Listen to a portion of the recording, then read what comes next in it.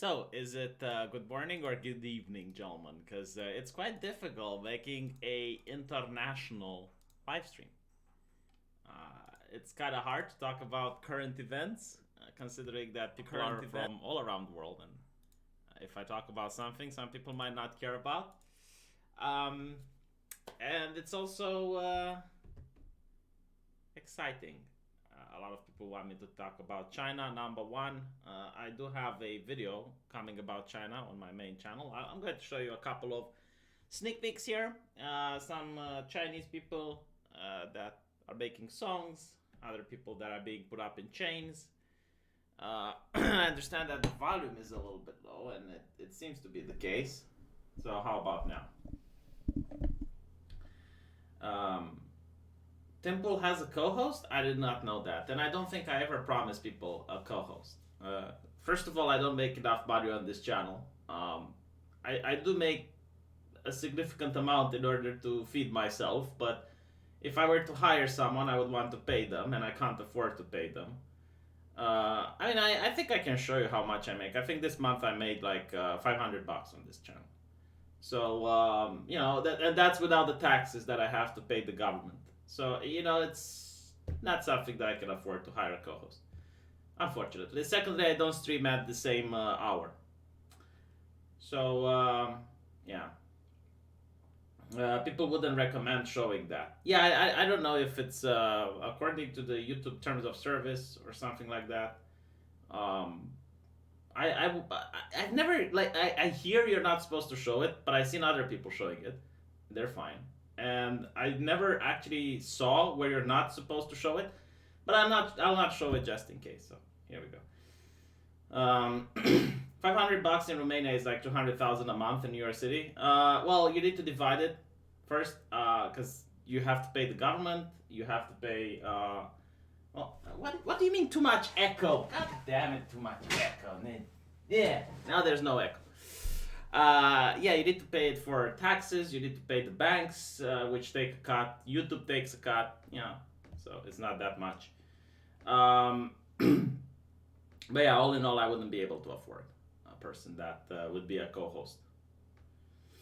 Did I try DMT? No, I haven't. Temple is in the first person in history to grift off of being center left. I don't know what that means. Anyway, right, let's talk about something more interesting, because I want to have some fun. Apparently there is a guy who made a interesting song. Let's see if I can find him and I can show it to you guys regarding Corona-chan. Okay, this is the guy. It's going to star in my video today or tomorrow, I guess.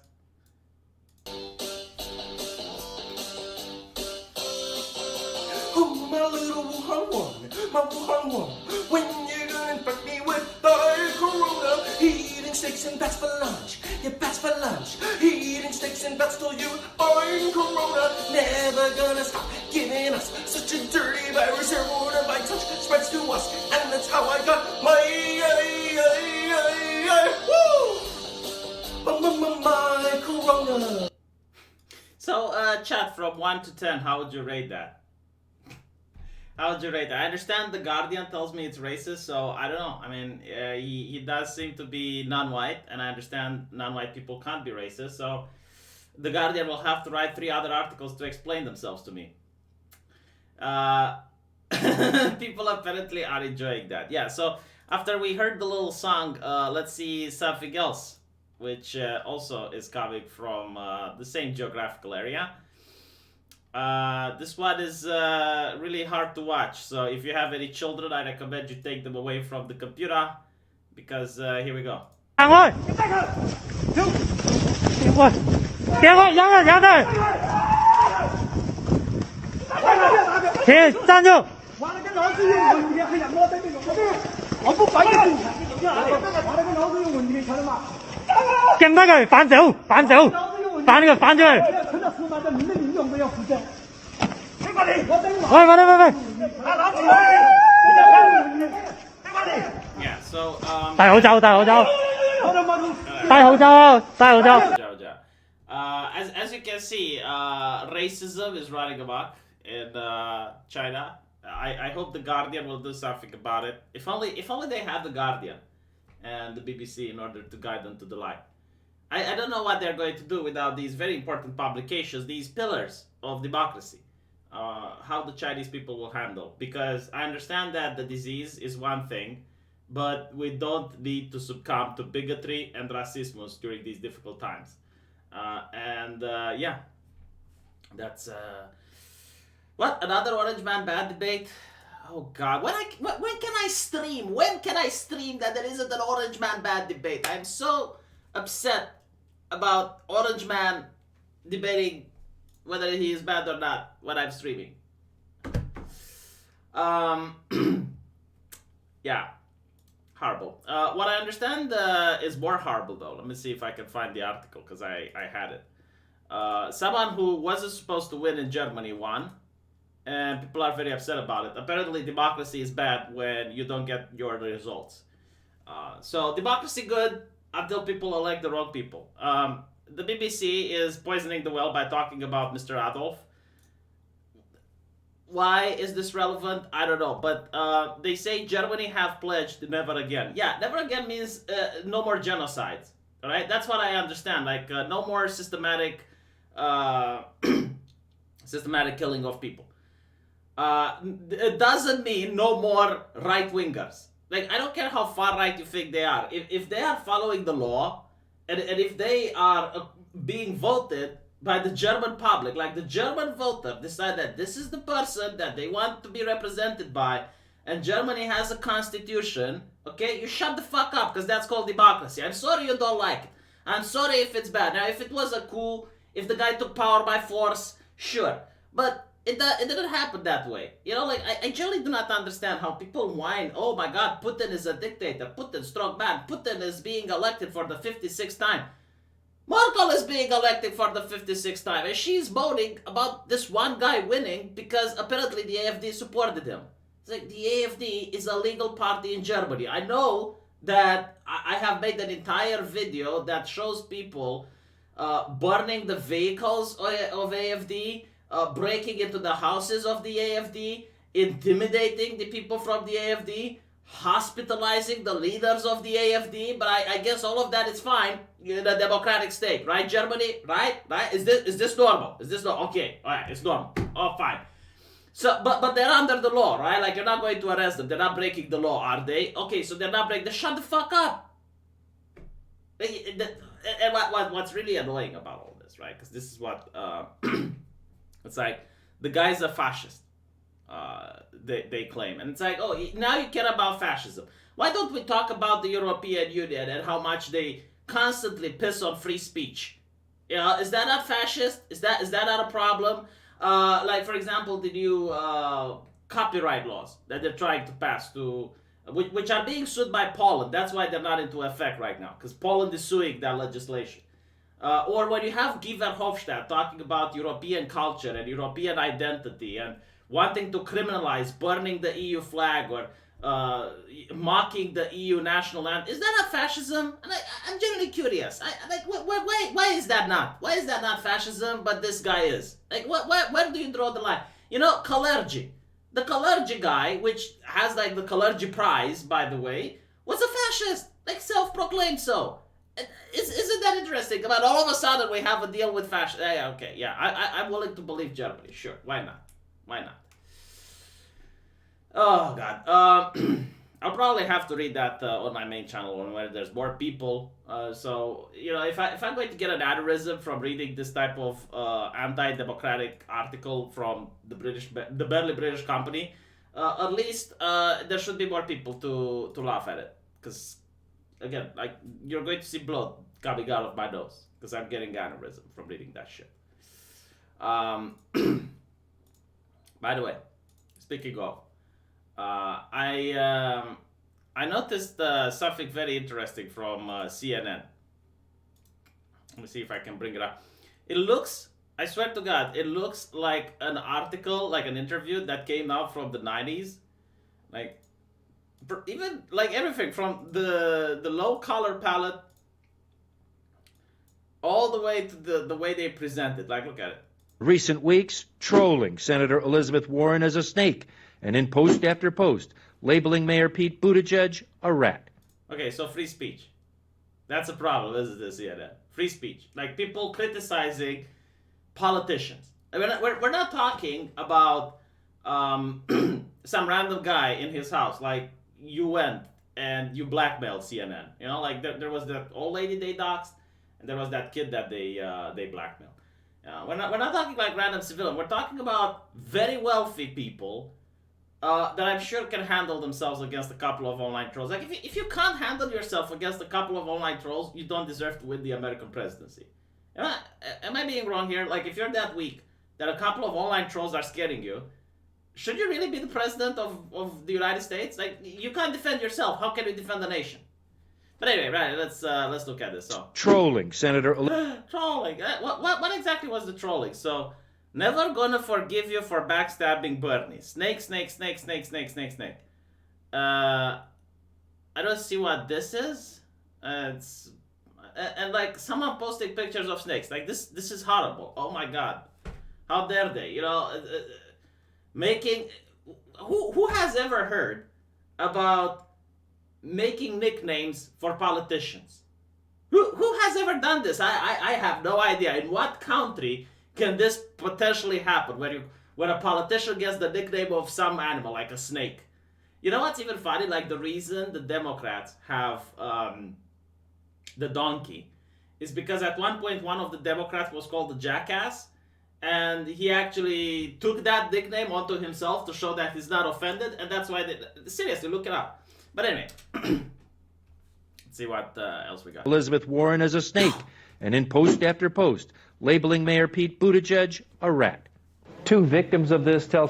By the way, am I the only one? Because I'm not from America. Like, I've never heard about this Buttigieg person. Ever. It's like all of a sudden, it's like the talk of the day. From an app called Shadow, he pops up. I not heard of him. Like, maybe he is a big kahuna there.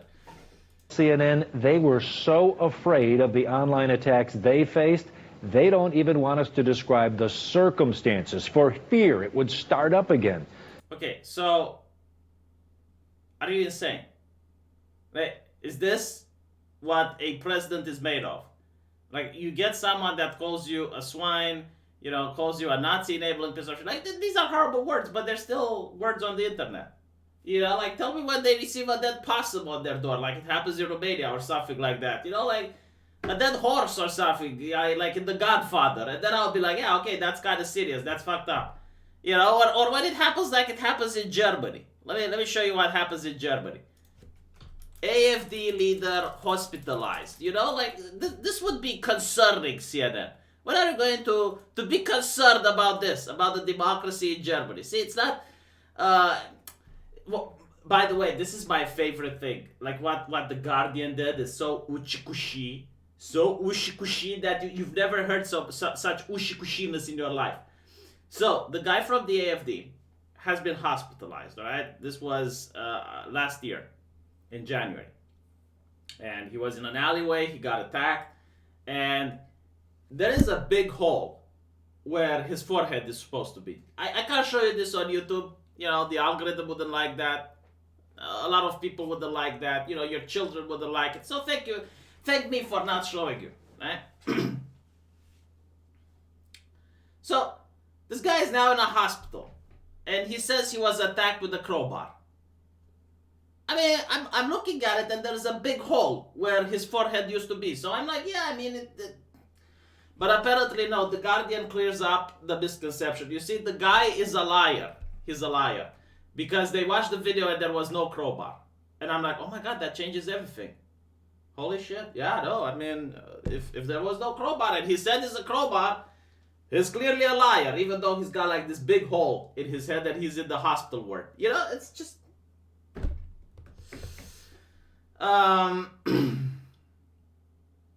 V, don't you remember that mosque building site you told us about? The one where the dude bombed it with pigs from a helicopter? That's real Eastern European politics. Oh, let me tell you something else that happened in Romania. Speaking of Eastern European politics. Let me see if I can find it. Romanian Sri Lanka baker.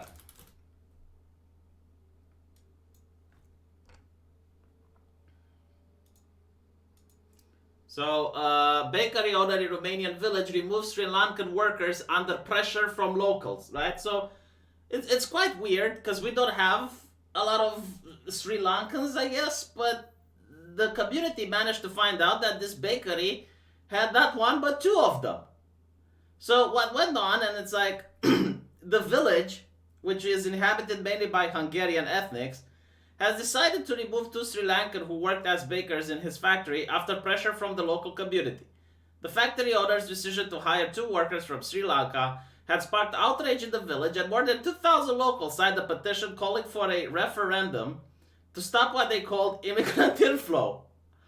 The factory's representative initially asked the locals to be more understanding and kind and explained that the migrant workers had been hired legally because the company couldn't find local workforce. So what are these then? You know what I hate about this, by the way? First of all, you shouldn't pressure. They got violent, and that's not okay. But secondly, it's not in this article, but they got violent. The thing that really pisses me off is when people say they can't find people from the local community. You're not paying them enough, are you? That's why you're not finding people from the local community. Raise the wages, and you will find people from the local community. Like, this is such horseshit. It's like, oh, people don't... These are the jobs that people don't want to do. I have said this in another live stream, alright? Back in the old day, if you were a veterinarian, you had to jerk off horses for artificial insemination. Like, you took the horse's cock, and you jerked it off. Do you know why people did it? Because they were paid. I don't think...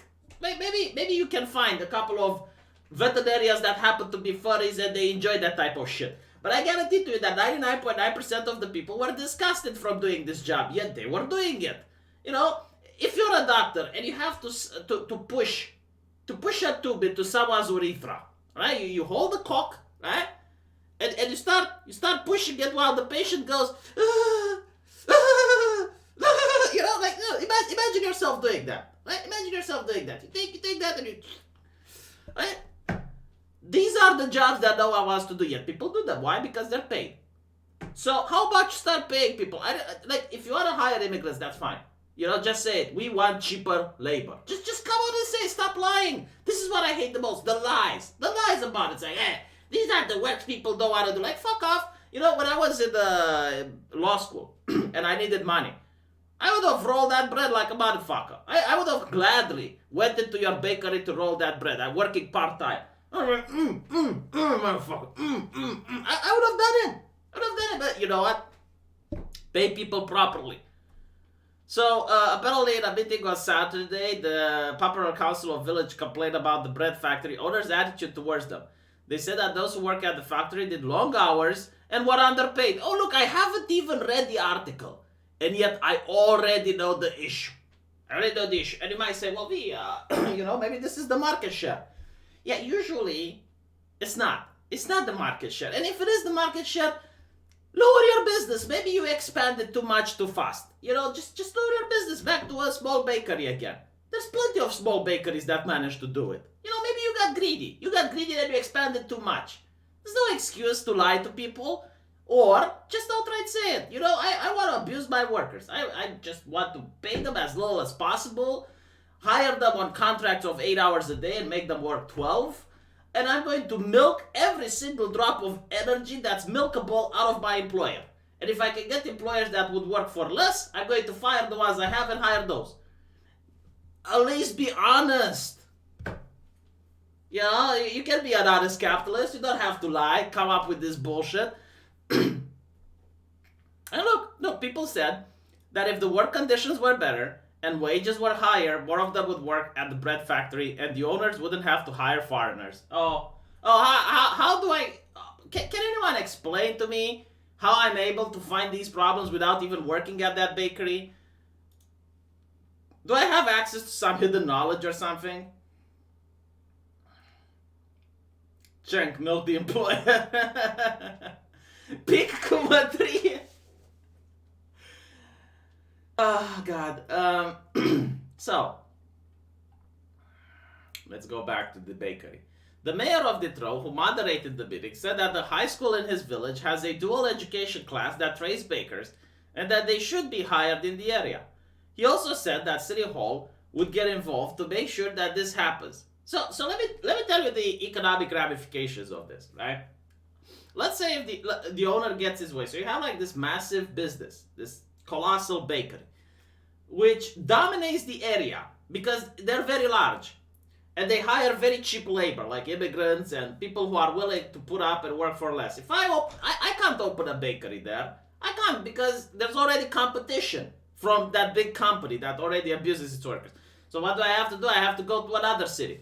Why is that a thing? You know, just honestly, these companies that abuse people like this should be exposed. That people should stop buying them so that the invisible hand of the market can do its freaking job. But anyway, the factory owner was not present at the meeting, but said in a letter in which he apologizes for the inconvenience caused to the locals and offered to remove the 2 workers from Sri Lanka from the production process. He added that the 2 men were no longer living in the village and that the locals would not be bothered anymore. He also called on the locals losing for jobs to go to him and promised to publicly announce all job openings and other important decisions in the firm. So, in other words, let me explain to you what happened, right? Owner of a factory in Romania hires 2 black guys from Sri Lanka. 2,000 people start to protest, and the black guys get fired. Now, I understand there's a little bit more to the story because they might have been brought back. Look at this, racismus.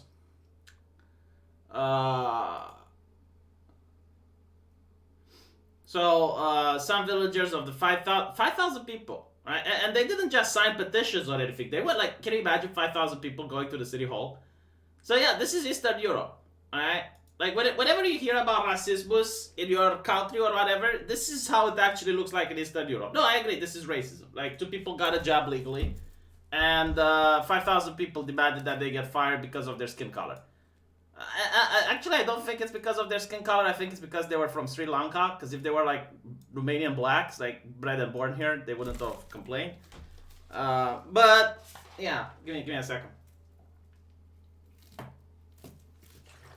A lot of this is from the thing that, you know, you might think this is Eastern Europe and it's far away, but a lot of people do read the press from Western countries. A lot of people do travel to the West. When they see, you know, pick wokeism, they just outright reject the ideology. Like anything that even looks remotely like it's left-leaning, they're outright denying it. And this is in villages, though. Like, you're not going to see this in Bucharest, Cluj. I think a couple of other cities like Constanța, Timișoara. You know, usually wokeism comes with corporations. Like the left-leaning, strong left-leaning ideology comes from the corporate environment. So if you have a city with a lot of corporations, that's where you get, you know, all of these ideologies like social justice, feminism, blah, blah, blah, blah, blah. If you have just a rural village with working class people, you're not going to see these ones.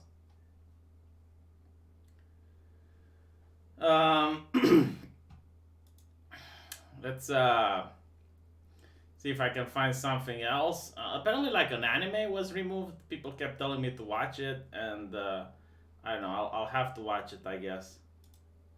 What I do know is that the Birds of Prey movie is atrocious. Like, everyone who went to see it says it's bad, and then I looked on Rotten Tomatoes, and the critics are saying it's great, so that settles it. It is atrocious. So. But I just want to point out why these movies are atrocious and why these people just do not understand. Besides the fact that it has a bad plot and all of that, if you look at studies, they do find that gender stereotype about movie preferences are mostly accurate. It's not only that, but for the love of God, just get it into your heads. Women do not like violence that much. Okay, if it's a violent movie, it's not going to appeal to a female audience. And if you have a movie that appeals to a teenage audience, it's not even for men, by the way. Like, my father would not be interested in Birds of Prey. My father wouldn't be interested in Harley Quinn. It's mostly for teenage boys. Okay, teenage boys, they love to see action and they love to see big tits. That's what they love. Like, you give that to them, they will give you money. It's very simple. It's a business transaction. You offer them that, they give you money. And if you take an IP that's for teenage boys, like Harley Quinn, and you decide, all right, we're going to desexualize it, and we're going to insult males at the same time. You're not going to get money. You're not going to get money, and no one is going to pay for that. Google gave a notification on my phone recommending Birds of Prey. It's never recommended me anything before, except maybe local places to it. I don't think this is a conspiracy. I think it might have just been a weird thing. Maybe a new program they're trying. I don't think you're... And not to mention, like, I'm thinking of just how bad entertainment is lately. Because back in the day, like when Skyrim came out, there were memes about it on the internet. People were talking about it on different forums. I see memes with Resident Evil. Street Fighter has some memes, you know. But lately, like, no movies that are coming out get memes. No movies get buzz. It's very like when Breaking Bad came out, it got memes. When Game of Thrones was good, it had memes. You know, this is how I actually tell if something is good or not. If people talk about it, if people generate buzz on social media about it. If it's just a couple of critics talking about it, then it's nothing. It's something that happens today and you forget it tomorrow. Like Captain Marvel, for example. You know, people talk about Thanos even today. Well, how many people talk about Captain Marvel? Yeah, Joker has a lot of memes. You know, another example. Like, that's how I tell when it's a good movie or not. If someone actually liked it so much that they dedicated the time to create a meme out of that movie and posted it on the internet, and other people who also liked the movie decided to share it, then that means that people genuinely enjoyed seeing that. Everyone is way too focused on politics now. No, I don't think that. I mean, maybe people in America are focused on politics, but, you know, it's the normies as well. Like, a normie can also make a meme, you know. Someone can post something on Facebook or, you know, share a post. And if the movie is bad, there are no posts to share. Oh my god, it's getting really hot in my room, and if I open the window, it's going to get a massive echo. A lot of people keep asking me, it's like, why do I stream during the night? I really hate that question. You know, like, what hour is this, V? What time is it? What hour? What hour? What time? What time, V? What time? It's like, what the fuck? Okay, let me explain to you something. First of all, being a YouTuber means I don't have to work during the day. You understand this, right? Like, I do not wake up like you to go to a real job. You know, I go to my fake job. But secondly, I love working during the night because no one bothers me. Like, I am tired of my girlfriend just constantly walking in the room like it's an open fucking office. And just, hey, when are we going to eat? When are we going to go shopping? When are we going to do this? When are we going to do that? Can we watch a movie together? I want to have sex. It's like, woman, I'm in my flow zone. You know, I'm in flow zone. I'm making the video. Can you understand just how annoying it is to get into the zone and start ranting about a subject? And it's like, when are we going to go to see a movie? It's like, motherfucker, you know, it's like, so during the night, I get away from all of that.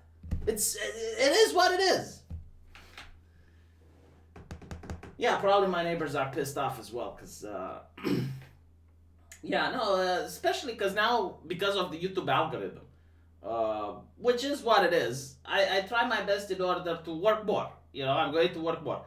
And I have 3 channels to maintain. I have this live stream to do, I have my main channel, and I have my gaming channel. And I enjoy doing that, but I need peace and quiet in order to be able to do it.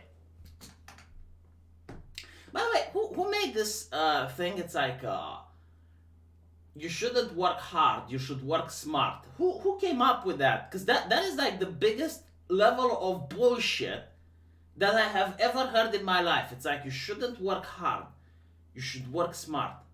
Who came up with that? Oh, anarcho-autism. Alright, let me explain to you why it's stupid. Right? It's not about working smart.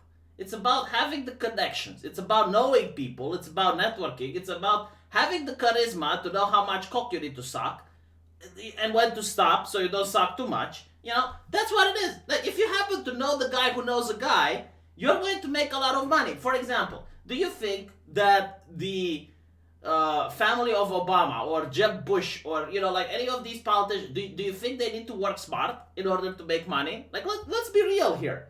You know, if you're a guy that legitimately has no friends, how are you going to find out about job openings? If you're a guy that actually knows someone that works at Blizzard, let's assume, and he puts in a good word for you, doesn't that mean you get employed? So I genuinely do not believe in this shit that you need to work smart. What the fuck does working smart even mean?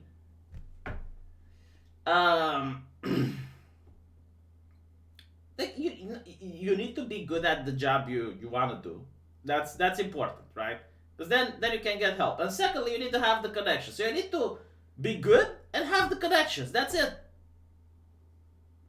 Learn how to socialize. Yeah, be a sociopath. That's what you need to do. I really hate this like work smart. Work smart. If you work smart, you piss off your boss because you start to outshine him. That's the biggest problem, working smart. Yeah, no, I generally do not believe this idea of working smart. Do you know what you need to do? Like, what will decide? Like, the biggest thing that decides how much money you make. When you go to the interview and they ask, so how much are you expecting us to pay you? Your answer is going to decide how much you're going to earn. So, for example, let's say you go to a job and, like, usually the way it works is that a company will have a set number. Let's say they want to hire a junior doctor, and they will have somewhere from $3,000 to $5,000. And they will go for the $5,000 range if you have like a lot of experience, if you have like really good grades in the university, if you wrote a couple of publications in a medical journal, right? So when you go to that place, if you are worthy of getting $5,000, like let's say you're the doctor who actually published things, but you go to the hospital and you say, yeah, I want to get $3,000 per month. They're not going to give you the $5,000 you're earning. Like they're going to stay at the $3,000. That's what you said you need to deserve, right? So that's where you're going to be at. Now, from that point on, you can go and get a raise. And a raise like next year, maybe they'll give you like a 10% increase or a 20% increase. But you're never going to be able to get like those thousands of dollars that you lost when you negotiated at the interview. So that's really the main problem. That's really the main issue where a lot of people don't realize, and it's not about working hard or working smart or being anything like that. No, it's like that thing at the interview. And I tell you, it's very difficult because, like, if you don't have a job and you're at the interview, you already wrote like 20 or 30 resumes, you probably already got declined from other interviews, and you're finally at the point, where you're afraid that you might not get the job and you don't want to piss them off. So you're going to ask for less than what you're supposed to get. Oh yeah, 10%. I keep forgetting. Like 10% is if you work in the government. In my country, they usually give you that. But if you work like in a private company, you're lucky if you get 2%. So the best thing to do is, if you actually want a wage increase, is to look for another company. Like if you look for another company, you can do the negotiation again, and you can actually double or triple what you're making in your previous company. And you need to understand, like, the raise that you're getting isn't really worth it because you have to consider inflation. So, and the extra taxation that might happen. So in reality, you're not getting a raise. You just get your wage readjusted for the economical situation in your country. It's really bad. It is. So the best thing to do is to find another job. Now, you should be careful not doing this too often, because if you do it too often, then it will look on your resume that you're a jobs hopper. And if you decide to not mention that you had a job during this time period, well, then they can consider it to be a job gap. And that's even worse, because, well, this guy is unemployable. Why is he doing the job gap?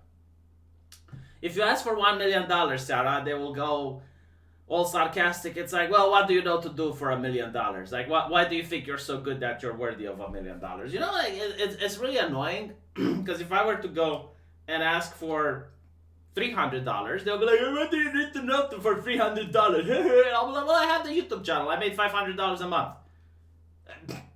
It's the way it is. But yeah, no, it's really when you look at the wage gap. The wage gap. That's what it is. That's what the wage gap is about. Like that primary interview. And they will say, well, men are more than women. It's like, yeah, there are cases where you can go to a company, and I know this case where a doctor who was younger than another doctor was making a third more than the older resident. And the older resident was pissed off. Like, how does this guy make more? You know, why does he make more? I'm better than him. I do more time than him. And this is why companies don't want you to talk about your wage. It's like, it's impolite. It's impolite to talk about your bullshit. The reason they don't want to talk about your wage is to not show to other people that they're getting underpaid. That's literally it. And what will happen if you're at a private company and you talk about your wage and you piss off other colleagues because you can negotiate better than them, what happens is HR is going to call you and it's going to be like, oh, why are you mean to people? Why are you doing this? Why are you telling them about how much you earn? It's like, motherfucker, pay them more then. It's like you're basically upset that people are getting pissed off that they're finding out how much they earn. You know, it's yeah. They are getting paid as much as they negotiated for. Exactly. That's the whole thing. And another thing, right? Because I had this problem, because this is what got everything started. I had this problem with a friend of mine who wanted to skip jobs to go to another hospital where he was paid more. And he even had a better position there. Like, he would get his own private office. Everything was nifty. And he already talked with the interview, and he got half more paid than he got at his current hospital, right? So he wants to tell the boss that he's going to resign. Now what happens is that the boss says, no, look, we're going to pay you double if you stay with us. And the moron says yes. That is like the worst thing you can do. It's when you go to your boss to quit, and your boss gives you a counter offer, and you take it. That is like the worst possible thing you can do, because here listen to me out. It sounds good, you know, and it's very attractive. What usually happens is when a boss does this to you is that they notice that you want to leave, and they probably really need that guy in that position. So they're going to keep you there until they find another person to fill for you. Or they're going to keep you there so that another person can learn your trade, and then they're going to fire your ass. That's why. No, it doesn't depend on the counteroffer. Like, the very fact that they're making you a counteroffer, you should be insulted. Because what it means is that they were underpaying you. They could have been paying you more. But only until you threaten that you're going to quit do they make you the counteroffer. Doesn't that raise some questions? Doesn't that make you a couple of like, why are they doing this? Why, you know? But not only that, right? Now that you went and you tell them that you want to quit, they know that you're unhappy there. They already know that you're unhappy being there, so they're going to take into account that you are going to try and leave. It's like, that's business. Yeah, it is business. Absolutely. Never take the counter offer. If you already have an offer in another place, take the other place. Never take the counter offer. It's not good. And it, you know, like what really annoys me, it's like, oh, that's business. It's like, and at the same time, they also spew shit from HR. It's like, oh, we're a family. We're a corporate family here. We're all together. And it's all about, you. Like, the most annoying thing is when they find nicknames, you know, for their job. Like, for example, the company Indeed, right? Like, they call themselves Indeedies. Like, we're the Indeedies. And it's like, oh, shut the fuck up, you know? Like, I do not consider you to be my family. When I go to my family, I don't talk about work, all right? This is business. I quit the job because they were assholes. It took them a week to come crawling to me. I said no. It took them 6 months to fold. No, seriously, never take the counter offer. Like, if you already found another job and you're already leaving and the other job is better, never take the counter offer, because you just told them you want to leave. You just signaled to them you're unhappy with the company. They're going to be watching you like a hawk. They're not going to, forget the fact that, okay, this is a guy that... Have you ever run a World of Warcraft guild, basically? You know, and the main tank tells you he wants to leave, and you make him a counter offer. It's like, oh, I'll give you better loot, I'll give you better this and that, better raid attendance, blah, blah, blah. I'll make you an officer, I'll give you this and that. It's like, no, the guy already wants to leave. See, I even convinced the Skeptic Ripper. The Skeptic Ripper has been convinced. You need to put yourself from the mind of not the employer, because it's not them. It's not their company. You know, they're working for a company. They're representing the company. So put yourself in the mind of the HR guy. You know, and the HR guy is looking at you not like a human being, but like a resource. And they're thinking already, it's like, okay, this resource is willing to leave the company and they're unhappy here. So I can pay him a little bit more to keep him for a couple more months so I can train someone else and then I'll fire his ass. It's like when you disagree with Sargon, you know you are going to be excluded from the RPG stream. I was the go-to guy. Hold on. I was the go-to guy, and there ended up being 3 groups working at odds, so longer hours and canceled projects. It's about context. If the new job is secure and is better, then obviously that's the only choice. No Reaper, right?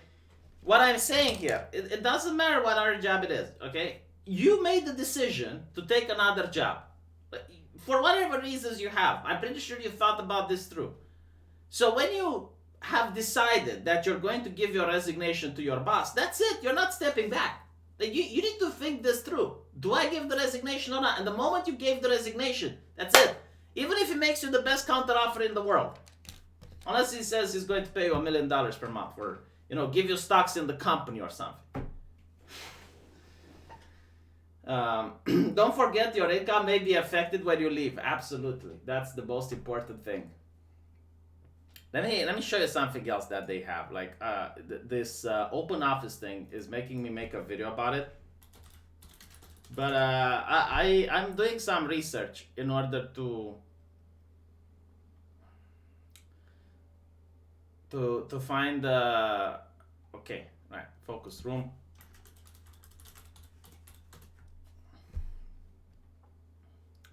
So the new rave is all about open offices, which is the worst cancer ever. And I'm making a video to explain why it's the worst cancer ever.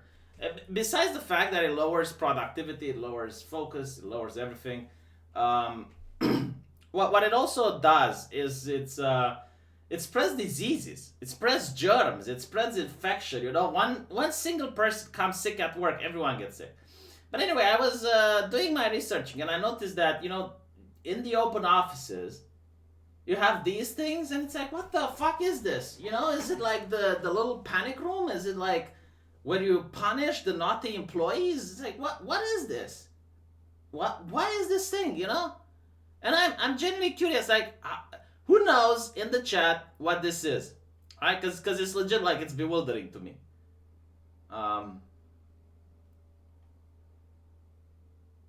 Let's see.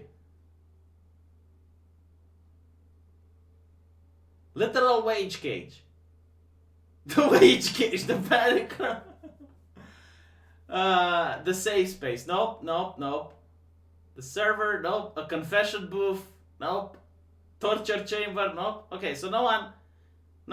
The focus room. Okay, right. So, no, like, I'm not making this up, alright? Like, this is what corporations nowadays, especially corporations that do IT, this is what they do, right? So this is a focus room. So that when you're in the office, in the open office, and there's too much noise and, you know, you can't handle it anymore, you go into the focus room. And I'm like, motherfucker, but I need to focus all the fucking time. You know, like, this is, you're having it backwards. You're having it backwards, like, it should be that the office is the place where I focus. And when I want to socialize and I want to take a break, I go to a place where there's more people. What the fuck is wrong with people now? What is just, oh my god, like, oh. It's the most bizarre thing in the entire world. Like, I'm imagining, alright? Because I don't know how to code. I'm not a game developer. But I talk with one and he shows me these things. And I'm like, okay. The closest thing that I can think of about coding is studying for medicine or studying for law, okay? I can go in a place that's really loud and you're bombarded with all these senses, like the sense of smell is overloaded because your neighbor eats something, the sense of sound is overloaded, the sense of sight is overloaded because some twat moves past you. Like, I get that. I really do. And I can study, but it's going to be very consuming for me. It's going to take a lot. But what I don't get is, like, in order for me to study better, I would have peace and quiet, right? Like, I need to focus, because that's why I go to work, or to study, to focus, right? But apparently, like, focusing is the exception. You need to go into the focus room to focus. What the fuck? And not to mention, even the focus room has windows so that they can see what you're doing inside. Do you think they're doing that? Do you think they're masturbating? Like the favorite one that I saw was, this developer showed me one and I can't find it. But it had like these black focus rooms, and on top of them, there was like a light, you know, like a light bulb. So that when it's occupied, you know that the person inside is that there's a person inside focusing. And it's like, they already have glass through which I can see. Why are you putting a light bulb on top of it, you nasty fucks? And not to mention, like, this is the best focus room ever, right? Like, so a focus room where there's multiple people. Like, if there's multiple people, why do you have a focus room? There's multiple people outside. Oh, just, what are companies doing? What are they doing?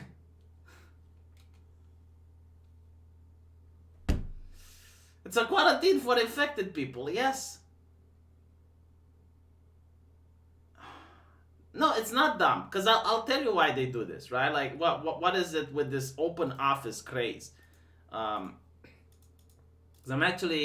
I'm looking into it right now. It's the most disgusting thing that I can see. Let's see if I can find some pictures so you can understand what we're talking about, right? So this is an open office. It's like people that are at their desk sitting, okay, zero privacy, zero everything, lots of noise, and you have one of these overseers. Like on every picture, you're going to see an overseer that just goes past and they check up on people. Like you don't have any single privacy, right? Like it's, and usually they also have like a lot of windows so people can see through. And there's a lot of echo, like if someone drops a needle on the ground, it sounds like the Chinese from Wuhan just beat the gong. It's horrible, right? So why do they have open offices? Well, number one is so that you always feel watched. Number two is so that your colleagues can also rat on the boss. And I have seen on Reddit a lot of people that experience this. Like the moment you open your email, the moment you do anything else that's work related, you're going to have that colleague that likes to suck the boss's ass. They're going to be like, oh, this guy's doing blah, blah. And it's also so that it encourages overtime. So that you basically see other people are working overtime and you're guilt-tripped into working overtime. And I don't mind working overtime, but pay me to work overtime. Like, if you have a contract, isn't there a sanctity of the contract, you know? I don't ask more money from the company. I wouldn't go to the company and go like, look, I got more bills to pay. Can you pay me more? You know? No, but what they want you is to work overtime, 12 hours. Well, 12 hours, right? Every single day. In 2 days, I'm working, you're basically hiring another person. It's like, they hired you and they also hired someone else part-time. That's how much they're milking for you. 12 hours a day, every single day. Boom, boom, boom, boom, boom. Right? And they do this by guilt-tripping you, because when you stay into this open room, and you see people starting to leave, sorry, you notice that it's time to leave and people are still sitting and they're still at their computer and they're still doing their job. If you get up and leave, everyone gives you the stink eye. You know, everyone is going to look weird at you. It's like, what are you doing? Why are you leaving? And the thing that's even worse than all of this is that sometimes, especially like when I'm studying, or if you're into cracking code, or you know, like a game developer or something, sometimes you have to do the work in your head, you know, like when you're doing math, because I think like being a coder is like doing math, right? And sometimes I get stuck at a math equation. I remember when I was in 12th grade, and you have to take a little bit back, you know, and you think about it and it goes in your head. But I guess if you stay like this and you're thinking about it, then they think you're not working. So now you're under stress because it looks like you're not working, so you have to do the click-clack on the keyboard. It's like, of course it lowers production. You know, a private office is much better. Just give me a private office and give me a deadline, you know, give me like the work that you need me to complete, and I'll do it. Oh, and secondly, it's expensive, right? And this is another thing, right? They say it's expensive, so they're not going to give you a private office because, okay, fine.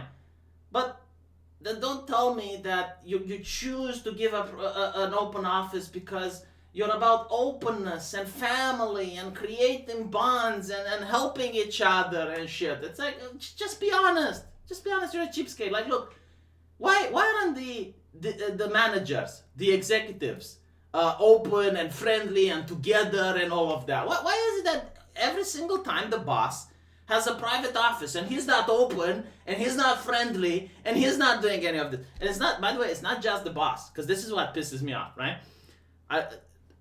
The more I talk with game developers, the more I get pissed off. The actual developers, all right, the actual people that produce for the company, like without which you have no product. Like, these are the people that are actually creating shit, right? They're the ones that are being the most abused. They're the ones that are under constant surveillance, under constant supervision. And then you have like the human resources.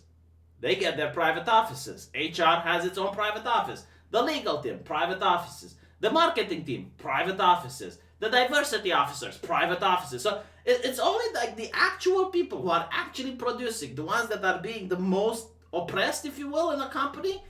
And it's funny because if the game doesn't sell because of the marketing team, like, for example, I actually know a dev that worked on Battlefield 5, and I asked him, man, what the fuck? Like, what are you guys, not gamers, do nothing? And it's like, yeah, you know what happens? We knew that if we put a crippled woman on the box in a World War II game, it's going to create a backlash.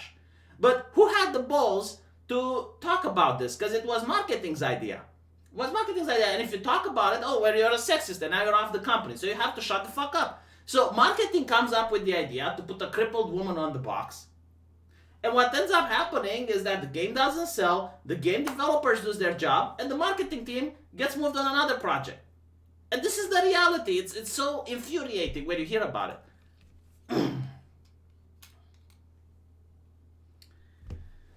Malisma, the game developer at EA that I know, is also pissed about what happened to Battlefield 5.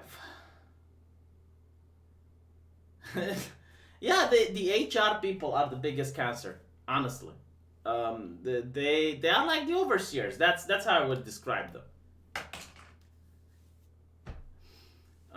People that studied marketing in university were all retards. Believe me, I know them. Game developers are super big simps though, and never stand against management or marketing. Man, they make you feel like you're the peasant, like you're garbage compared to anyone else. That's how they make you feel. How would you feel, right? Look at this again. How do you feel working 12 hours a day into this place, and when you look at your boss, he has like this luxurious office where he sits in? Or is this a meeting room or something? If this is not the office, the boss's office, he probably has one exactly like this on another part. And they also have like things that he can pull down so you don't see what's in his office. And look, this lady doesn't even have a chair. You know, it's like you sit on a desk while you're working. It's anyway, right? So moving that, you feel like a piece of shit. You feel like filth. You know, you feel like filth, and you feel disposable. That's the problem. You definitely do, especially when you see that, oh, your friend got fired and your other friend got fired and everyone got fired. It's like, yeah, you feel like you're replaceable, like you're a cog in a machine. Do you honestly think you're going to talk about the lady that's, you know, on the box of Battlefield? Yeah, what really pisses me off, by the way, is that they always come up with bullshit. Like, for example, this table, right, with no chair. It's probably cheaper to make, in my opinion, right? So, like, you don't have to buy a chair. And they will say, oh, it's probably to stretch your legs, and it's for health purposes. And oh, fuck off. Who likes to stand like that? If I'm going to stretch my legs, at least I want to calm my mind in order to think about work. You know here's another thing, right? No one can be so focused on work 12 hours. Like, after 3 or 4 hours, you need a break. You need to unwind a bit. Chairs are bad for your back. Well, you know what? A chair is not as bad for your back as carrying a 200-kilogram bag in you know, construction or whatever. You know, so I do understand. Yeah, chairs are bad for your back, but it's exaggerated how bad they are. Go in construction and carry 200 kilograms of cement for 100 meters back and forth, and then tell me how that is for your back. What happens when wheelchair user wants a job and they can't reach the stand-up desk? That they don't hire the wheelchair user. You know, like let me tell you something else from a gaming company. who has transgender bathrooms. The transgender bathrooms aren't used by anyone, and they're put in the lobby where the press can see them. But other than that, there are no transgender bathrooms. So it's all about marketing and it's all about brand image. Yeah, they're hiring people with wheelchair. No, they're not. You know, the only time a company will hire a person with a wheelchair is if people can see that they have hired a person with a wheelchair. So they're going to put them at a front desk, like your Walmart or your Carrefour is going to put them in the front desk. But usually it's very rare that you're going to see a person with a wheelchair working at a company. At least I've not heard about, like maybe I'm pretty sure there are. Like, don't get me wrong, there are, but they usually prefer not to. I mean, look how many pictures from Ubisoft, from EA Games, from Blizzard, from Ubisoft pop up. How many of them do you see a guy with a wheelchair in them? Because they would definitely put him in front if such a person would exist. And it doesn't make sense because I always thought, it's like, look, if I was in a wheelchair, what type of job could I do? Oh, coding. Coding sounds like a good job for a person that doesn't have to move. And then they don't hire you. Why they don't hire you? Because they would have to then create ramps and special, helping things for people that are in a wheelchair. And it looks bad when you fire the guy in the wheelchair as well.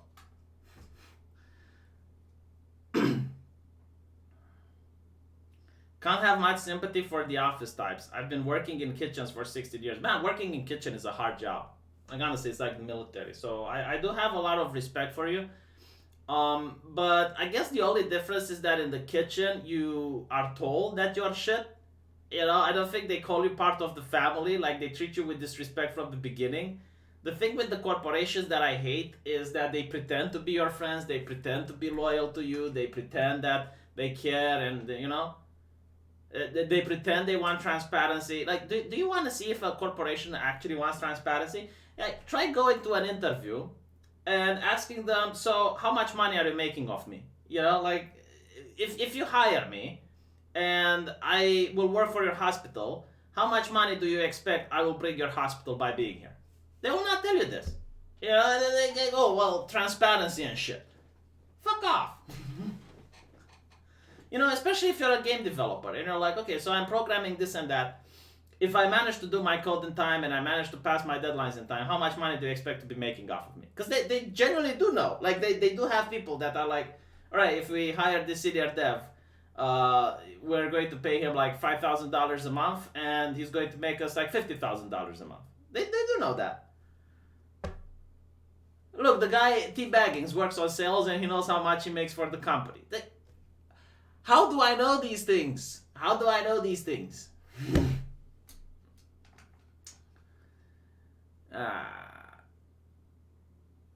prevent it, if you do, is to get up once an hour for 5 minutes. Yeah, theoretically. But when you read the thing that that guy, which was a moderator at Facebook, had a heart attack, and he basically collapsed on the ground, and the paramedics arrived, and literally no one at Facebook got up to help him. Why? Because they were worried about not fulfilling their work quota. So they were more focused on their computer than to helping the guy. If that's the situation, do you think someone is going to get up 1 hour every 5 minutes?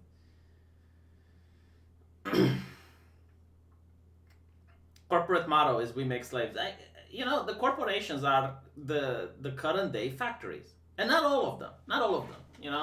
I would rather work in a kitchen, to be honest, than in a corporation. I am so lucky that I work in a hospital environment. I would rather get sick, like risk getting sick, than be in one of these development institutions. It's just horrible. I definitely prefer working in a hospital environment. It's just so much better. And the fact that I work on YouTube is even better. Freelancing is great. I know YouTube isn't a career that's going to last, but, the more money I can make and save, maybe I'll open my private clinic. Who knows? With funds from the European Union. That would be great. I would milk the European Union a little. Apparently, if a family of doctors want to start their own clinic, they get some European funds. I doubt you can actually get them if you don't know a guy who knows a guy, but might try, So 1-2 years, who knows?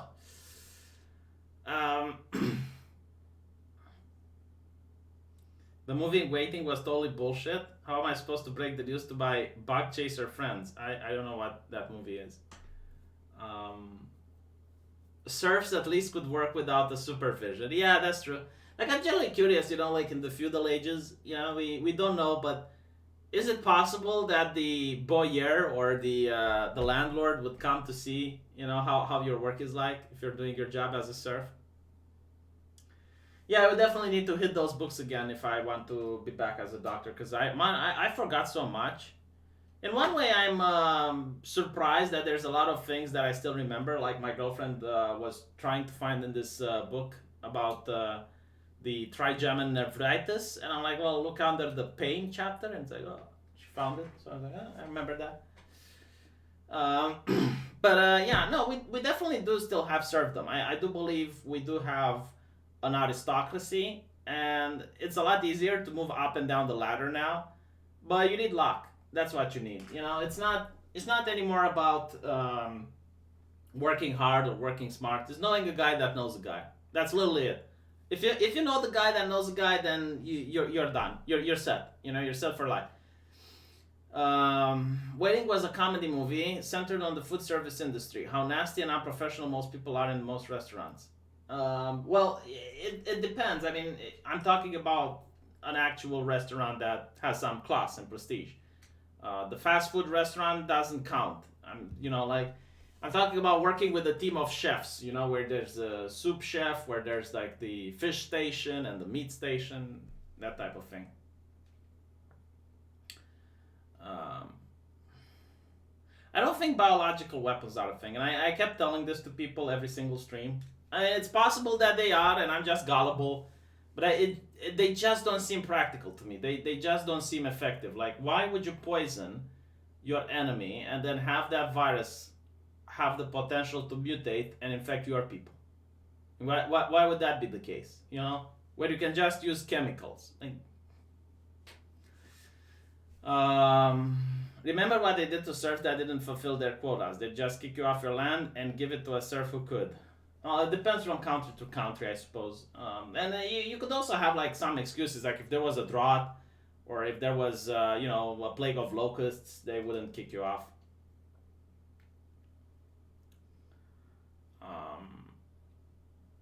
Nobody really said that the Chinese were smart. Man, they have some of the highest IQ in the world. What are you talking about?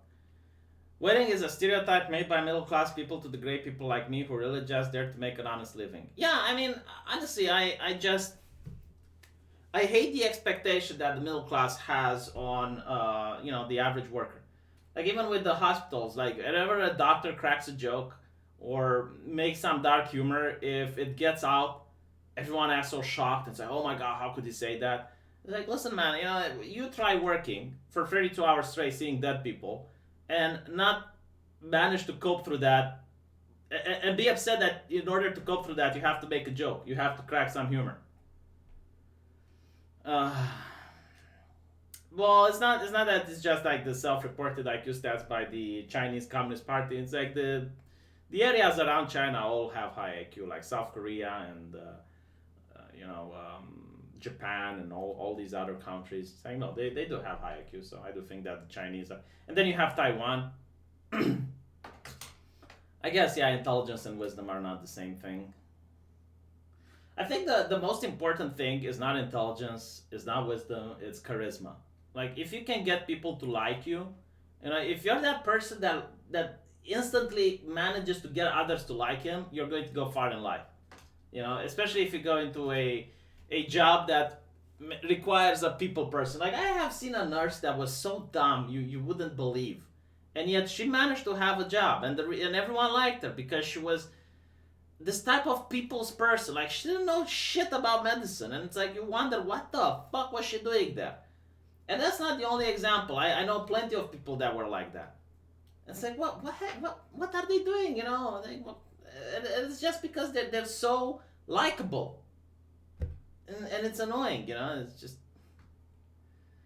Same with the military. You're not allowed to tell dark jokes. Yeah, it's just like God. It's so annoying because everyone tells dark jokes. Like, I know the type of jokes that they say in a hospital. Okay, like if I were to tell you some, I would definitely get banned for a community strike. And they probably say the same in the military. But the moment a doctor, manages to say a joke that gets out in public, that everyone is like, oh my god, oh, what did they say? Oh. And it's like, you motherfucker, I know you said something even worse last night. Why do I really hate these types of things where you're pretending that you're not saying. Like, for example, there was this doctor which really didn't give a fuck, and this old lady comes to him and he's like, why are you here? And it's like, well, I made it to the appointment. It's like, yeah, I gave you an appointment because I knew you were going, like I gave you an appointment because I knew it's my job and I was supposed to, but I didn't expect you to actually come. I was expecting to go to your funeral, And it's like, for the lady, it was amusing because, like, they knew each other, so they were making these types of jokes. But someone overheard it and went to the HR, and it was like, oh, what they said, oh, whoa, like, oh, come on, like, I know, dude, you're the type of guy that has a phone app with a candle, and you put them on top of the patient whenever they have a cardiac arrest. What the fuck are you talking about? Like going to the HR and talking about this. How many black people I ever met? Well, online I made a few, but in real life, I think 6 or 7. Not that many that I actually knew and I actually spoke with, because otherwise a lot more. But there aren't that many in my country, so. Yeah, he made a joke. He must represent the entire institution. Oh. And like, what's funny? It's like firing such a doctor for making a joke. Like, when you fire a doctor for making a joke, what happens is that the doctor that replaces him also makes jokes. You just don't know about it. The second thing that happens is that you might have just given away a really talented doctor that would actually do his job, and you might have gotten, a doctor with less experience. I have yet to meet a single doctor that doesn't make jokes. And the more closer you get to surgery, the more closer you get to the things that really have a lot of blood, the more darker and the more nasty the jokes. Like, honestly, I remember this surgeon, and he was operating and he was saying, it's like, I wish, he was talking about the patient's son. And it's like, yeah, so you met the patient's son, yeah, did he sign the consent? It's like, oh, I wish he was here to see me going into his mama. And he literally, like, sinks, he sinks his hands into the patient's abdomen. And I'm like, oh, fuck. But, like, that's how they deal with things. And it's like, imagine if that goes into the press. You see this university professor. It's like, I wish her son was here to see me go into his mama. Like, yeah. But, you imagine if you act like, oh my god, what he said, like, if the press gets a hold of it. And I bet the bitch at the press also finds it funny. I bet she laughs as well. But when she's on air, she needs to be like. And I actually did see a couple of journalists, like, caught off air.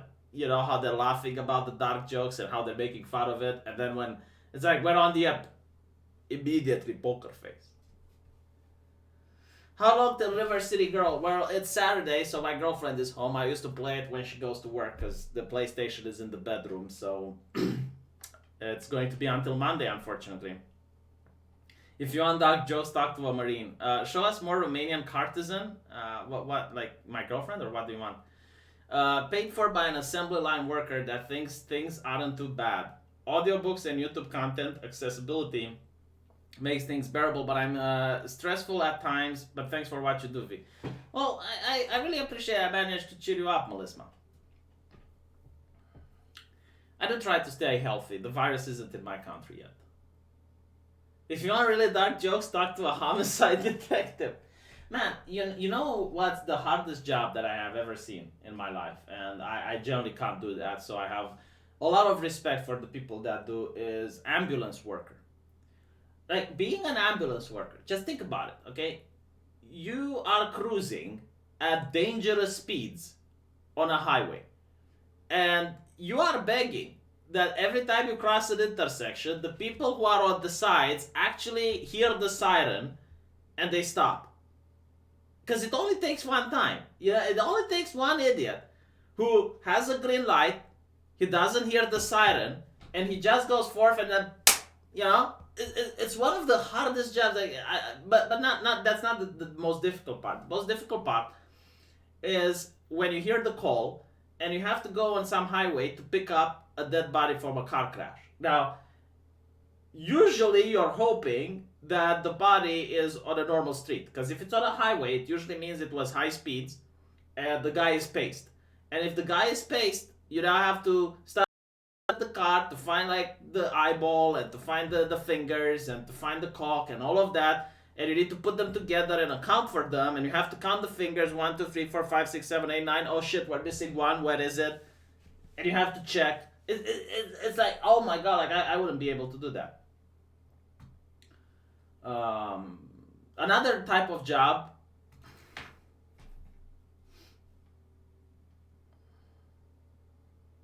All right, are we back? Are we back online?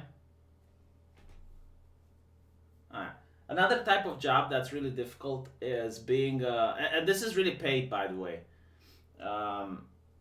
being in orthopedics. I don't know, bone doctor, however like you translate it in English. But you have to put actual screws in human bone. Can you imagine that? Like you cut up a patient and then you put screws in the bone. If someone comes with a dislocated shoulder, what you do is you pull like the patient sits on the bed, alright? You pull his arm and you put your foot into the patient's armpit and you push and you tug at the same time until it cracks. I'm like, oh Jesus, like this is a type of thing that I would not want to. Yeah, let me see if I can find.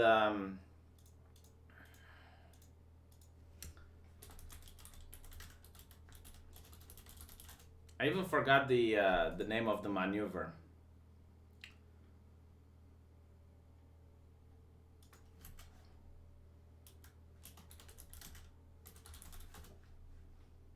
Yeah, here we go. Oh, this is just, oh god. All right, so the patient is on the bed, right? You take your foot, you put it into his armpit, and then you slush and you flick and and yeah, it's and this isn't the worst one, by the way. It's not. And whenever I see like a little girl, like a petite little woman going into orthopedics, I'm asking her like, are you serious? Like, if I come to you with a broken arm, are you going to put it back? I'm genuinely curious, Yeah, it does sound like fun. I'd only do that in a combat situation, but no, it's the only way to do it. Like there is no other way. It's the same way they do it in the United States that they do it in Romania. That's for a dislocation or a fracture. A dislocation, obviously, like a fracture, you do that, you pull the entire hand off with half the bone in your hand.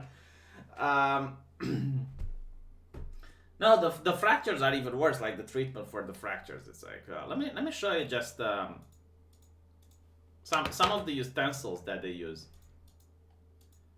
Hey, see, it's even in English. Look, Hippocrates procedure. So, clack. Apparently, you can do it with a chair. I didn't know this. Like this is something I don't know. And there's like also parts where one person pulls and one person tugs, so you can do this as well. It's something that I really didn't like. Like when you're at the University of Medicine, you go through all these professions and then you decide on one that you like and you specialize in it. This is something that I would not be able to do.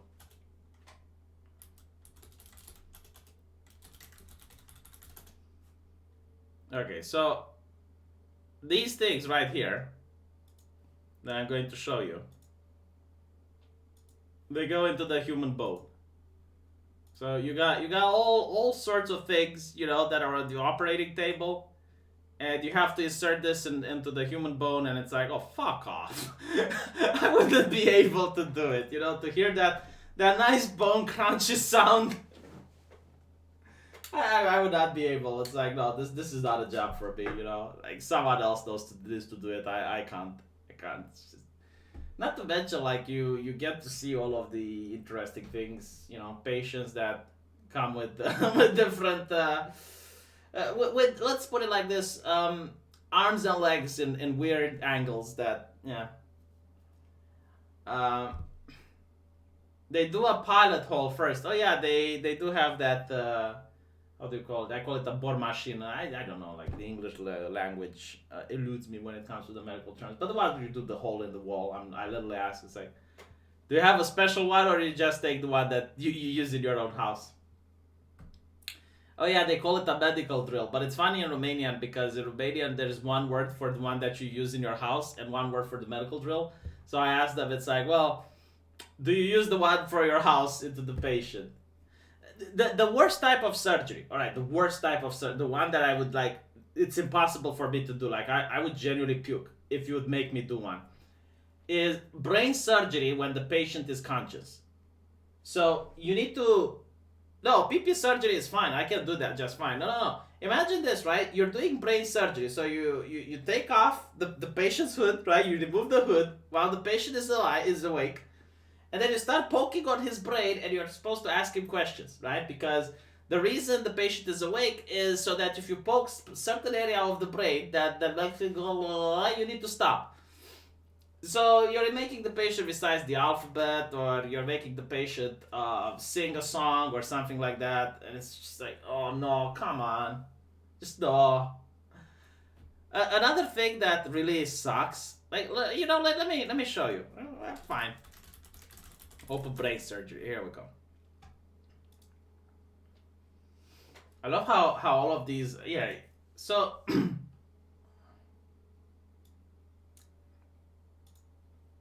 it looks like this, and the patient is conscious. You're supposed to poke and probe and, oh God, no, take it away. You know, like the worst fear that I have isn't the one that I'm going to do the procedure. The worst fear that I have is that the procedure would be done on me. Yeah, that would be worse. Let me show you something else that's the worst thing ever. And the worst horror stories that you ever hear about are people with diabetes. Now, people with diabetes have this thing which is very lovely. It's called the diabetic foot. And a diabetic foot looks like something like this, you know. And not only does it look like this, but even if it doesn't reach these stages, so let's say you just have like the first ulcer or something, man, the stench is unbearable, you know. And it's not the patient's fault, obviously, but imagine you're the doctor that has to see 100 patients like that all have different stenches from different wide ranges of the spectrum of smells. It's just like, how does it get like that? Well, they lose feeling into their leg. One of the Romanian doctors, which had like a brilliant invention which saved a lot of people with diabetes, was something very simple. It was this long cane that had the mirror at the end. So the patient, every time he would wake up, he would use the mirror in order to see if his foot is injured. Like, you need to understand, when you have diabetes and you lose senses in your foot, if you have a little pebble in your shoe, you don't feel it. So it's going to cause an infection. But what's even more interesting is like the horror stories, right? Like one patient, for example, felt something heavy in his sock. You know, one morning he took off his sock and he felt something heavy. Do you know what he found in his sock? His toe. His toe was in his sock, like black, you know, fell off. It's just, oh. Another thing is that people with diabetes, diabetic people that don't feel their foot anymore, they feel their foot under constant cold. So they're always cold and they want to warm up. And what they do is like they would put their foot next to the radiator and then it smells like burning meat. Or there was this guy who got too close to the campfire because he felt really cold, and he managed to turn his fingers into charcoal. It's like, oh God, Yeah, it's another profession that I think I could do. Actually, I think I could manage. I could go and work on the diabetics ward, but this is why I chose microbiology. Microbiology, I think, doesn't even exist as a profession in the United States. In Romania, it's microbiology and virusology, and all you do is like you.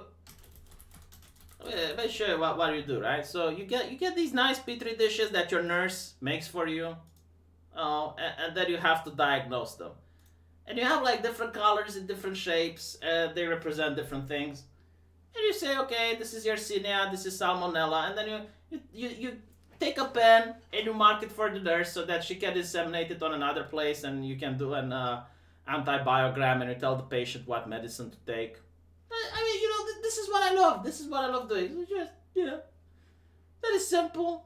Yeah, you sit there. No one's rushing you. No one's dying. There's no emergency. It's like, you go to the desk and there's like a mountain of them, and you just go and you look and you write in your book. You know, you put it there. Then you take the next one. And after that, you look at the microscope for parasites, you know, in people's feces and stuff. Brilliant work, you know, like just. So yeah. No, JF didn't do microbiology. He did biology, I think. And then you have like the thing that we had, which was actually what scared people, was Clostridium difficile. And you have the Stacco from patients. You get, you know, the patient shit. And the nurse takes a little bit, makes a cocktail, and then she puts it on the test. And it's like a pregnancy test. It changes color. If it changes color, then it's Clostridium difficile. If it's not, different tests have like different ways. Like some don't change color, some become cheesy or something like that. And that's how you put the diagnosis. Yeah. And the virusology was also really interesting, like breaking the virus DNA and stuff like that. That was cool. RNA, sorry, not DNA. I mean, it depends. Some viruses have DNA, some have RNA. Did I watch JF? Yeah, I even streamed with him 2 years ago, I believe. Diabetes debate between Banting and Nicolae Paulescu on who invented insulin first. I say Banting because he wasn't an Iron Guard founder. Let's see what Wikipedia says. I think it's a Romanian that invented it, but I don't know his name. I think the way they actually made the first insulin was by taking a pig pancreas and mincing it and taking the insulin from that. I think you can also do it from dog pancreas as well. So apparently it's a Canadian, according to Google. Sir Frederick J. Banting, Charles H. Okay, so it wasn't a Romanian. Interesting.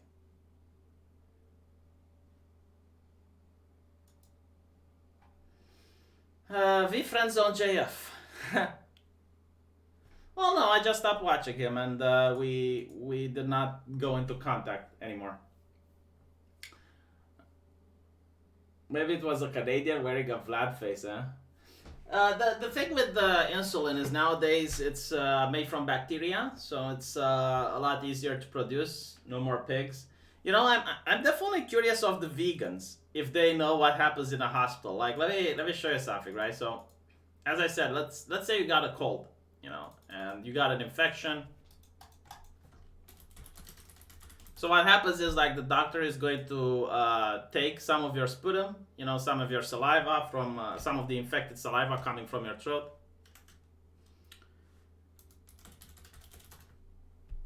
And they're going to send it to a person like me, right? Who puts it on a petri dish and tries to find out the type of bacteria you have so that we can give you an antibiotic to make you healthy. Now, I'm curious if vegans know that this thing on the petri dish, this red thing, is usually made out of, I mean, depends on the type of petri dish, but it can be made out of pig brain. It can be made out of blood, sometimes, like rabbit blood or sheep blood. You know, but it's almost always animal in nature, unless like some bacteria prefer algae. But almost all the time it's it is animal in nature. So I'm really curious if like you're a vegan and you're really sick. Are you okay with this? Like, can you live with yourself knowing that an animal died in order to make you right? You know? Why no sleep, funny Romanian? I already tried to explain to people. It's like if I stay awake during the night, I can actually focus on work. During the day, I get my girlfriend constantly coming in like I'm in an open office environment, and it's like, when are we going to see a movie? When are you going to play with me? When are we going to go shopping? When are we going to make food?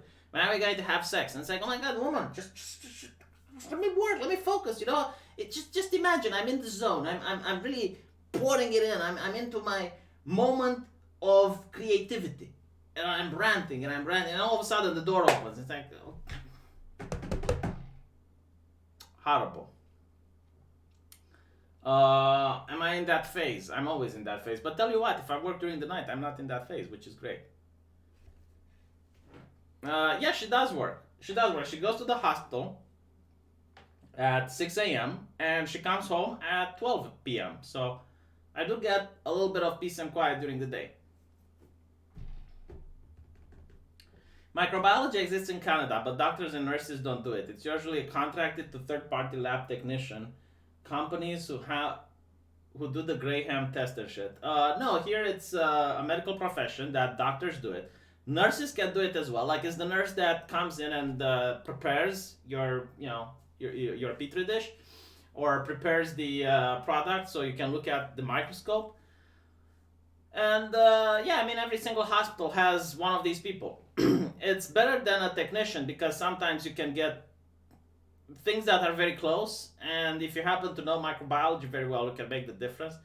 It's also important to recognize parasites and other things. I mean, it's quite difficult to do because you don't focus a lot on it during med school. Like, you only study it for 1 year, and that's in the second year. So by the time you finish with the 6th year, you kind of forgot everything. But to me it was fun, but it was also really boring because I looked around and there were only women, and they were gossiping constantly. They were not focusing on their job. They were listening to music. They were like, and to me it got me out of the zone a lot. And it's also the lack of excitement, you know, like when you're in an emergency ward and someone comes in and they're in a critical condition, like everyone, you know, just scrambles and everyone goes to their station and everyone starts doing what they're doing, and it's a lot more adrenaline impactful. And when you have those adrenaline rushes, you don't feel how fast the time moves by. Like 1 second it's 8 a.m. and then you wake up, it's like 4 p.m. and you have to go home. But in this environment, when you're at microbiology, everything is so goddamn boring. Like, I would finish everything that I had by 10, and I couldn't go home because, you know, you're still on the clock and you still have to stay there. So I would just, you know, start reading, start focusing more on other things. And the pay wasn't really good as well. And there were a lot of times when you are on watch, which means you had to stay from, like when you're not actually focusing on your job, because you go on training like at the pneumology department or something like that. And when you're at infectious diseases or pneumology, you have to stay from 6 a.m. all the way until 4 p.m. next day. So yeah. Watching bacteria grow, is it faster than paint drying? Depends on the bacteria. Like Mycobacterium tuberculosis takes 1 month to grow, so but there's also other bacteria that grows a lot faster. Could V cure corona? I don't think corona is treatable. The only thing that they could treat it with is a vaccine, and then you need to pray that it doesn't mutate. Yeah, I need a 5-day sleep cycle rest. Go camp or something. If I do that, the YouTube algorithm will never forgive me. Like, every time I went into Britain for a small vacation, when I came back, the number of people that would get notification from my video would decrease dramatically. So, yeah, Interspecies Review Show is apparently on the top page. I understand it's like almost borderline hentai or something. Like, I really need to watch that anime, but unfortunately I legitimately don't have time. You see, when I go off the stream, I have to start the video for my main channel. I'm not complaining though, I love doing what I'm doing, but I just don't have time to watch any anime right now. V, are you now just reading the super chats? What? I've always read the super chats. I think I read every single super chat. What are you on about, Tani Tani? Did you give me a super chat and I missed it? Anyway. Incurable it is. Well, it's not incurable in the way that... Like, I tried explaining this to people. It's if you get corona and you're in a state-of-the-art hospital and you're a young, healthy adult, it's almost impossible that you're going to die. Because you get high fever, they have medication for that. You get your airways clogged, they can intubate you. You have problems breathing, they can put oxygen on you. Your lungs get filled with water, they can drain you. The problem is when 1 million people get sick, the hospitals are overflowed. No one is able to treat you because the doctors are big overworked. There's not enough medications. There's not enough gas masks. There's not enough doctors that can perform the drainage. And that's when you're fucked. My dad initially ran our company out of the house. Family indeed is a critical distraction, and getting them to understand why you need solitude to work can be challenging. I can relate. Yeah, especially when you're doing like a very unconventional job. Like I had the problem explaining to my accountant what exactly it is that I'm doing. And eventually I had to explain to her that like I'm a cam whore, you know, like those ladies that show their tits for money, that's what I'm doing. And she finally understood. So if my accountant didn't really get what I'm doing because the job is quite new, imagine explaining it to my girlfriend. It's like, yeah, I need to be on the computer, you know, and sometimes I need to zone out a little bit because I find an interesting news. But I have to think like, how am I going to tackle the subject? What can I say that's interesting? All of this thing. And when you're doing that, you need to zone out. You need to play a game, you know, you need to relax a little bit. And she comes in when I'm playing League of Legends, like, oh, you're playing, you're not working. It's like, oh, God. See, I wouldn't show you boobs because I know I wouldn't get good money for it. Interspecies reviews is for men of culture, 10 out of 10. What's your take on the theory that the virus is designed by China to target Asians specifically? So again, I addressed this like several times. And I might be wrong, okay? But I personally do not believe in the idea of a virus used as a weapon. It's really great for science fiction movies. It's really great for sci-fi romance novels and whatnot. But if you deploy a virus against an enemy force, the virus can mutate. And then, even if you have the vaccine, even if you have the treatment, it comes back against you. So this is why I do not believe in vaccines as weapons. Sarah told me the other day in some chat you called her an idiot and worse for the replacement theory. No, I called her an idiot for the way she presents the videos on YouTube. Because I really enjoy her work and I want to see her succeed. But if she is not careful and, you know, she makes a video like, I don't know, showing murders and bloody hands and all of that with dramatic music, you're going to get vetted from YouTube. You know, like, it's going to happen the moment you grow too big. And, you know, it's her channel. It's her decision. I mean, I just gave her a tip. So it's up to her. I wish, you know, the platform, like 4 years ago, this wouldn't happen. Like 4 years ago, you could have just said anything you wanted on the platform. Nowadays, not so much. I mean, there's people that are far more politically correct than Sarah who got pushed off the platform. And what was his name? Like there was this guy that had like 400,000 viewers, I believe. Forgot his name. Was a young American chap constantly selling Trump coins. I forgot his name. But yeah, so, you know, it's like... That's what I said. Using a virus to kill an army is dumb, but devastating a civilian population, great. Yeah, but it can come back to your civilian population, you know? And you need your civilian population in order to tax them. No, it wasn't Baked Alaska. Baked Alaska, I think, is still on YouTube, isn't he? No, it was... God damn it, I forgot his name. No, not Nuance, bro. You talked about universities mostly. I'll remember and I'll tell you. I think it's on James Allsop. Yeah, James Allsop. And it's like he didn't get even a warning. You know, like you're supposed to get 3 warnings and you're out. It's like no, they shut down his entire channel. But so yeah, I mean, I know that Sarah really wants YouTube to work, and I gave her an advice. It's like, look, you can still talk about the subjects you're talking about. Like, I'm not saying you shouldn't. You just need to think about presenting them in a way that will get you deleted. And that's hard, you know, that's what I do. But yeah, it's her channel at the end of the day, and she can do whatever she wants. I mean, I just gave her my advice as someone who has been on the platform for a lot longer.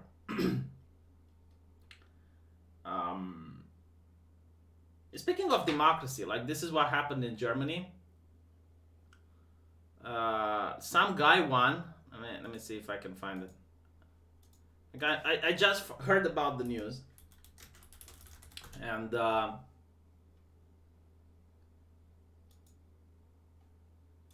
just heard about the news, so I haven't looked into it, but it seems to be fucked up. Like, this guy, which apparently was backed by the AfD, now has to step down because Merkel doesn't like democracy. And it's like, what? How does this work? You know, like, the AfD is a legal party in Germany, as I understand it. Like, so I'll have to look into this a little bit more. I just found about this news, and it's going to take a while. China has more than 1 billion. They're getting top heavy with old people. One good virus can clean out a lot of leeches. Yeah, see, you think like that, but it can always come and affect a family member of yours or even you. So even like the thing with people that are sociopaths, they still care about their families and they still care about themselves. So again, you know, this is my opinion. I might be wrong. You know, maybe you're right. Maybe this is absolutely a weaponized virus or whatever. But I just don't see it.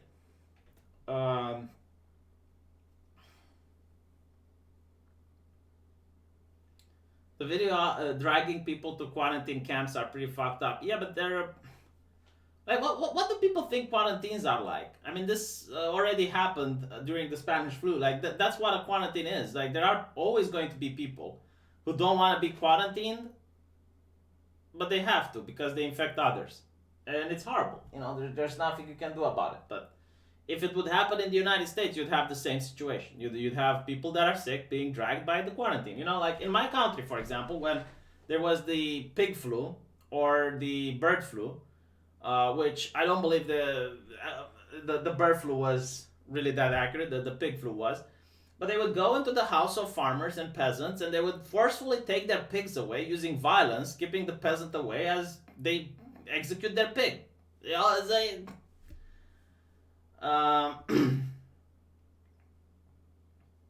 the Spanish flu spread because people were not quarantined. It spread in trenches. Yeah, that also was a problem. But again, like, this is what quarantine means. You get sick, you're taken to quarantine. Like, that's the whole purpose. And it's a suspension of human rights, I guess. You know, it's one of the few exceptions where I agree. It's like, okay, if you have this situation and it's real, you need to take away some people's human rights. You know, like, it's... If a person gets sick, yeah, you're going to quarantine him. There's no other way, because otherwise it gets worse. And it's probably, if I would get sick, I would, you know, probably not go along with it. I don't know. I hope it never comes to that. I hope I never have to see what happens. But yeah. I mean, think about it this way. What if your mom is sick? You know, would you send her to the hospital if you know there's another 1 million people there and she's going to be put under quarantine, or would you just ignore that situation? You know, these are tough choices that it's easy to talk about them when you're in the armchair, but it's very difficult to talk about them when it happens in real life. My favorite thing is that if it would happen to me, I would probably be in the hospital, you know, working 24/7, so I wouldn't have to go home and answer that question. You would flee the city and go where? Who would have you? Do you know what happens to people who flee the city in China? Let me show you what happens.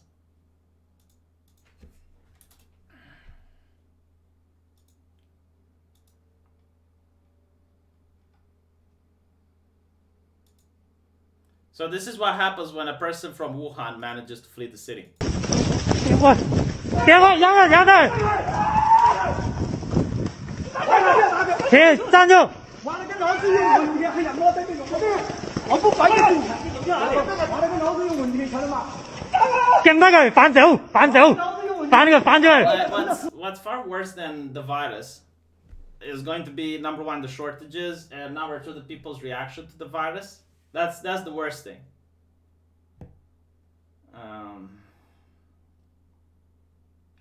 Yeah, no, the virus is definitely worse. Like the World Health Organization, the American CDC, even the New York Times wrote a piece, and they're all copying up. And finally, they're saying, yeah, it's fucked up. Like I wouldn't be talking about it if it wasn't bad. You know, did you hear me talking when the swine flu was a thing? Did you hear me talking when Ebola was a thing? You know, did you hear me talking when the bird flu was a thing? Why am I talking now? And why am I making like 3 videos on the subject? It's because no, it really is a thing. And there's nothing you can do. You know, it's out of your hands. It's just,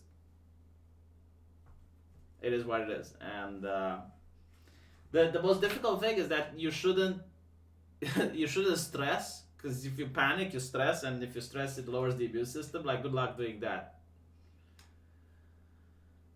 Okay, right. Well, this stream has lasted for a little bit longer than usual. I do thank you guys for watching. I want to thank you for the donations. Not doing very great financially, but thank you guys for contributing. I hope you like the channel. I hope you'll keep liking it. And I'm gonna go make a video on the main channel now. So talk to you guys later.